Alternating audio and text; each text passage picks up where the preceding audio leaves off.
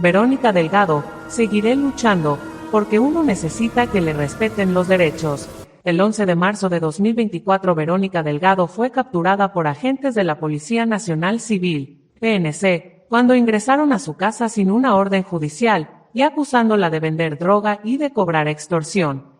La enviaron al Centro Penal de Apanteos, por el delito de agrupaciones ilícitas, y ahí pudo presenciar situaciones complicadas como la desnutrición, enfermedades y malos tratos hacia las privadas de libertad. Verónica habló con la prensa gráfica sobre cómo pasó esos días. Ahora, con medidas sustitutivas, asegura que ejercerá su rol de defensora de derechos humanos con más intensidad y que seguirá buscando a Paola, su hija, quien el 26 de mayo cumplirá 2 años desaparecida. De acuerdo con su abogado, el juez determinó que usted era una cuidadora prioritaria y que fue su papel como defensora de derechos humanos lo que influyó para que pudiera obtener su libertad. ¿Se considera una defensora de derechos humanos? Sí. En todo he andado, he estado en marchas, en actividades. Con todo lo que pasó con mi hija, desaparición, en todas las actividades nunca he faltado. Antes de la captura estuve en la marcha del 8 de marzo pidiendo por los derechos que nos han quitado. ¿Qué implica ser defensora de derechos humanos? Que tengo que seguir luchando. Claro que voy a seguir y lo haré más, porque uno necesita que le respeten los derechos, algo que no sucede en este país. ¿Qué viene ahora? Mencionó que la lucha será más intensa tomando en cuenta que ahora usted tiene un perfil más representativo. ¿Está dispuesta a tomar ese rol? Claro que sí, estoy dispuesta. Lo que venga, ahí estamos. De hecho, ya estoy pensando en qué vamos a hacer. Voy a seguir adelante, me toca seguir luchando lo más que pueda, y a seguir en la búsqueda de mi hija. ¿Considera que el régimen de excepción se utilizó para acallar voces como la suya? Sí.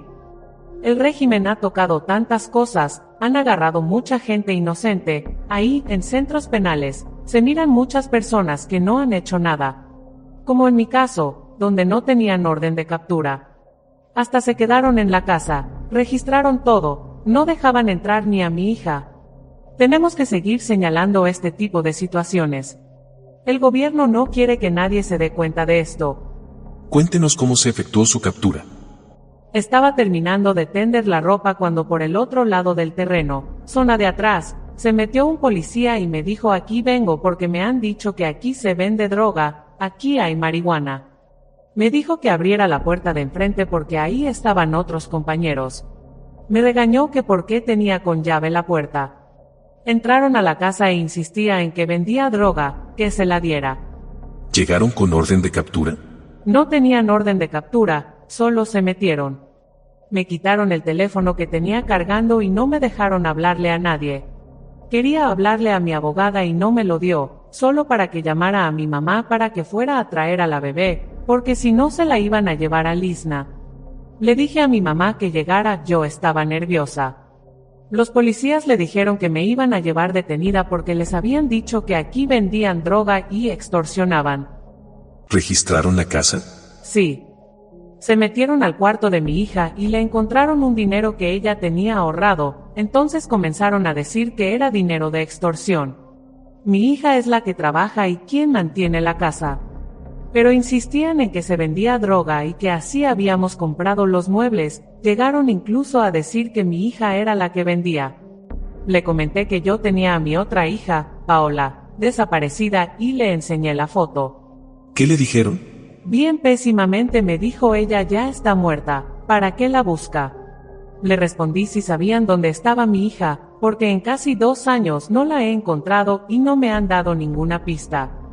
Con el dolor de mi corazón, a mi nieta la entregué a mi mamá y le dije que pronto iba a salir. Solo me dieron oportunidad de cambiarme porque me puse mal, yo padezco de hipertensión y me llevaron a la delegación. ¿Pasó la noche en la delegación? A la medianoche me llevaron a la delegación de Lourdes Colón para hacerme el fichaje, me regresaron. Me dieron una colchoneta y una cobija para dormir. Ya el martes, a las 7 de la mañana fui a Santa Tecla, antes me revisaron si tenía tatuajes, me llevaron a la Procuraduría, para la Defensa de los Derechos Humanos, y luego a la Fiscalía. ¿De qué le acusaron? De agrupaciones ilícitas. Me fijé en el expediente que me habían puesto que yo pertenecía a una pandilla y que era activa, solo me le quedé viendo y decía, Dios mío, ¿por qué me pusieron así esta gente? Me quedé admirada. El policía andaba afligido por llevarme al penal, no sé por qué. Pasamos a la casa a traer mis pastillas para la presión, porque sin ellas no podía ingresar al penal. ¿Cómo es el penal de Apanteos? La entrada fue dura, porque nunca había entrado a un lugar así. Me hicieron la entrevista y me llevaron al sector donde quedé recluida. Ahí sentí miedo, pensaba si buscaban problemas conmigo, yo nunca he peleado con ninguna mujer. Gracias a Dios en el lugar donde estuve no me trataron mal, ninguna de las privadas de libertad, traté más de inclinarme a las cosas de Dios. Ahí se hacen cultos. ¿Hubo malos tratos de parte de los custodios? Ellos no se metieron conmigo, pero se metieron con otras. ¿Qué es lo que hacen? Las castigan. A las que se portan mal las meten a una celda que se llama el horno, a veces hasta por 2 semanas en donde no dejan que se bañen. Les meten una cubeta para que hagan sus necesidades, pasan sin papel, ni nada. Con el calor. Ellas gritan que les pasen agua. Ese lugar está a la vista de todas, pero uno no puede hablar con ellas. ¿Cuántas personas había en su celda? Cuando llegué había 95, y el cuarto era tan pequeño que era un pedacito donde uno pasaba. Nos daban un catre para acostarnos. ¿Tenían espacio recreativo? Sí, teníamos espacio para aeróbicos y talleres, todos los días. ¿Qué comen? En el desayuno daban frijoles sancochados con arroz, 2 tortillas de tacos y café. En el almuerzo dan macarrones, arroz y 2 tortillas de taco y un fresco sin sabor. En la cena un poco de frijoles fritos con un pedazo de plátano y las 2 tortillas. ¿Cómo se encuentran las internas? Muchas están enfermas, muchas están desnutridas. Muchachas incluso con bajo peso. Las señoras mayores hasta con la bolsa para orinar están ahí, muchas enfermas. Algunas pasaban consultas, pero escuchaba que les daban medicina vencida, me dijeron que si todavía tenía pastillas para la presión, y tenía miedo que me dieran de esas pastillas vencidas. Pude ver algo que me impactó, la jovencita tomó lejía, quería salir y tenía desesperación por salir. ¿Qué pasó con ella? Ella lloraba por un dolor en el estómago, decía que solo la habían llevado donde el doctor ahí mismo en el penal, que le dieron pastillas para el dolor pero no se le quitaba. Ella llegó al grado que se hirió el estómago donde le dolía, le pusieron puntadas pero se las volvió a abrir. Después, los custodios la esposaron de los pies y las manos y la metieron en otro cuarto, aislada. Hay personas diabéticas con hipertensión. No había embarazadas en ese sector. ¿Usted se enfermó dentro del penal? Me sentía mal, pensaba en todo, en mi hija, mi nieta, mi mamá. Pero gracias a Dios no llegué al punto de necesitar atención médica. ¿No vio muertes? No. Pero sí a algunas internas les daba epilepsia. Se las llevaban ahí mismo, era raro que las sacaran del penal. ¿Qué hablan entre las internas? Más que todo con las que ingresamos el mismo día, y nos alentábamos diciendo que primero Dios ya íbamos a salir de ahí, que no perdiéramos la fe. ¿Cómo duermen? Es incómodo porque uno debe dormir en el catre con otra persona. Uno no se mueve, se queda de un solo lado y en la pura lámina, si no le han entrado colchonetas. Nunca tuvo contacto con el exterior, nunca supo que tenía abogado, o que se le había presentado su requerimiento. No, nunca supe incluso que me habían hecho la audiencia. No sabía que tenía abogados particulares. Hasta el propio día me di cuenta de mi libertad. Me llamaron a eso de las 4 de la tarde, me dijeron que ya tenía la libertad, hasta de la emoción me puse bastante mal.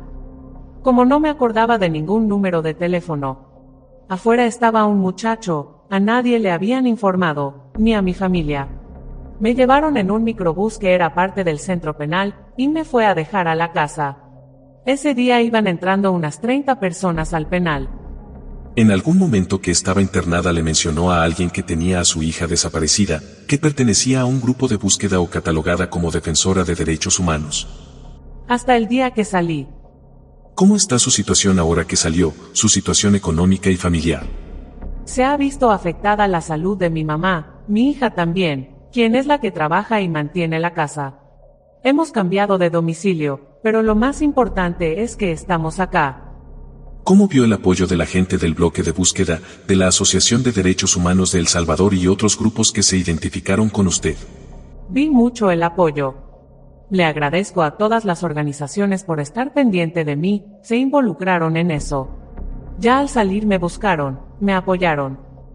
Si bien usted ya pudo salir de prisión, tiene un intenso trabajo en la búsqueda de Paola, su hija. ¿Cómo sigue su caso?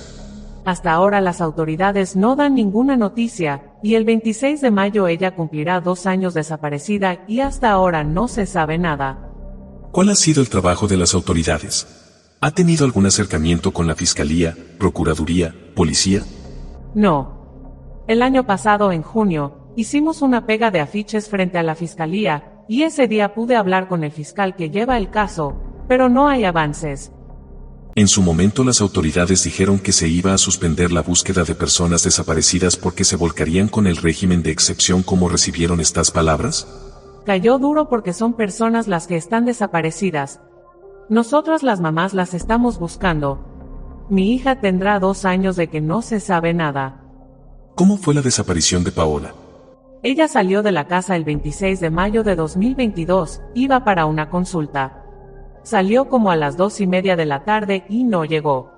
Yo la esperaba y al siguiente día fui a la policía y estaba una muchacha y le dije que mi hija no había llegado a la casa y venía a poner la denuncia y ¿sabe qué me dijo?